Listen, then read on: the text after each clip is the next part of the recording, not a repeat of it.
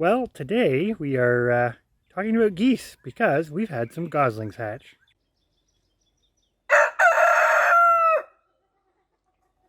Our first pair of geese have hatched out some babies, and we don't know how many yet because we haven't let them out of the building. Typically, we find with the geese, the chickens too, but it usually takes a couple of days for the hatch to sort of end. I.e., it takes a couple of days for everything to come out, and it takes a couple of days for everything to dry off and get mobile enough. And the geese are pretty good parents, so we usually kind of give them that bit of quiet time. But before we let them out and we see how many goslings we've actually ended up with from this pair, I wanted to show you something about water for young waterfowl. If you're parent raising ducks or geese, this is something to think about because it's a tiny little step, but it just makes your life a lot easier. So before we let these geese out, we set up their water because, let's face it, they're waterfowl and they do need a fair bit of water, and the goslings will really enjoy this. So is this an absolute necessity? Probably not, but this is something we do every year. Now you can see this is a fairly low pan of water, but we've put rocks in the corner and rocks on the outside.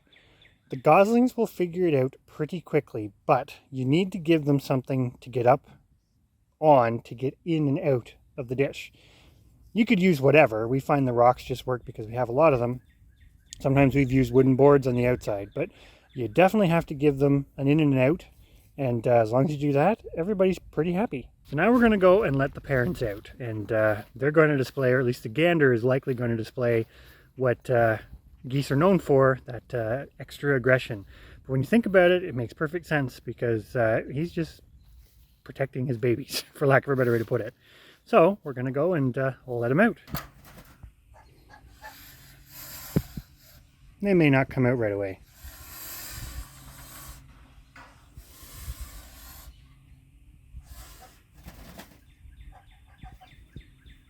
Not eventful. They're not in the mood to take them for a walk. Well, he's going to come out. But it doesn't look like she's quite ready. So they have the opportunity. We may have to revisit this and see how many goslings we actually have out of this group. I can hear them. So while we wait for the geese to come out, even though we are a little late, we're going to clean out some of our nest boxes. Now we're checking to make sure there's nothing in them before we do it. But this here, as you can see, is an old house wren nest. Whether they actually used it as a proper nest or just a dummy nest, which they're very known for doing, I don't know, but that's a lot of sticks that those little birds can stick inside a nest box.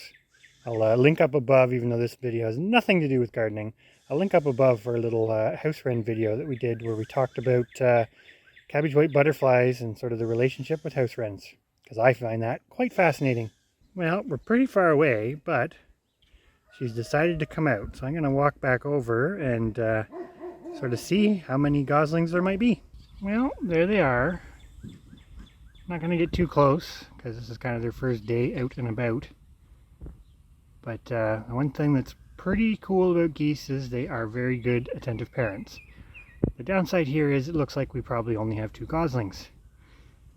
Which we did notice actually, doing a little local birding, that even the wild Canada geese this year seem to have very small clutches. So who knows, but 2 is better than nothing. And they will grow very, very fast. You can kind of see her at the front there. Like all hens when they're broody, she's lost quite a bit of weight. So this is actually pretty timely. We've got the sheep out of here in time to let this grow back a little bit. There's a lot of white clover, which is something that the geese really sort of target.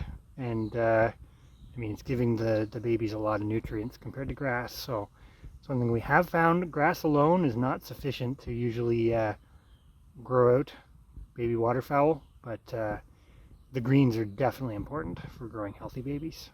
Another thing I'm doing here, very similar to the water dish, is I'm putting a block so that the babies can get up, because even that step, which isn't a very big one, they can probably do it, but it's going to be hard for them. So if you give them the block, they can get up and in a lot easier. So just a little tip, I guess, depending on how high your entrances are to your buildings that you're going to put them in at night, that you may have to consider doing this.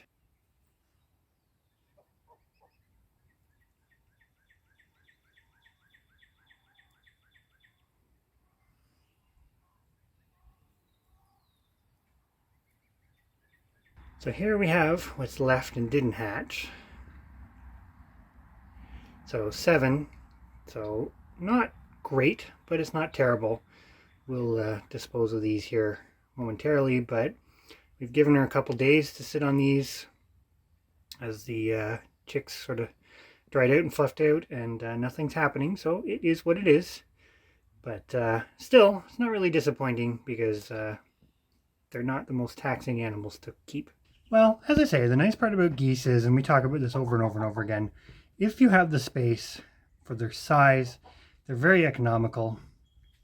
Even if they don't produce sort of their maximum volume of babies in a year, it's not the end of the world. I mean, we still have several other pairs to sort of do their thing, so we'll see how the rest of the year goes. But this is the other thing about homesteading, at least in my opinion, is some years you do really well on some things and not so well on others. I.e., knock on wood because we've already passed it, but we had a really good year on the Icelandic sheep. Really, we had no issues except for 2 minor ones, so in the grand scheme of things, that's pretty awesome. So if the geese maybe don't perform as optimal, for lack of a better way to put it, this year, that's not the end of the world, and I think that's something to keep in mind because it's really easy to get discouraged when things don't work fantastic. But before I end this video, we'll go back out and take one more look at the goslings. No matter how few there are, they're still pretty cute, and they're still going to contribute to the goose flock in one way or the other for our 2023 season. So you can see they found the water. Now they're pretty little. They may not have actually gotten into the water yet, but the parents will definitely show them where it is. And yeah, it's always amazing to me how fast these little guys grow compared to any other poultry. They will get huge very quick. And these two don't have a lot of competition out here in this huge pasture, so they should do quite well.